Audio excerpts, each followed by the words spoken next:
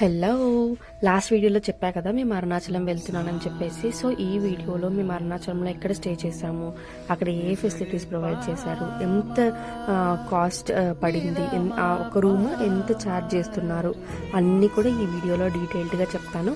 ఎవరైనా మన video first time చూస్తున్నట్టయితే please do subscribe and support. So మేమైతే తీసుకున్న రూమ్ ఇదన్నమాట.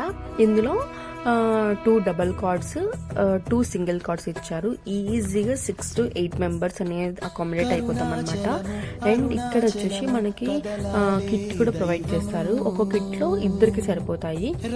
ఈ కిట్ లో ఏమున్నాయి కూడా నేను చూపిస్తాను. సో ఇంత పెద్దగా వస్తుంది అనమాట హాల్. అండ్ లగేజ్ పెట్టుకోవడానికి కూడా మనకి వార్డ్రోబ్స్ అనేవి ప్రొవైడ్ చేస్తారు. ఇదైతే మేము ఇంట్లో నుంచి తెచ్చుకున్నాము.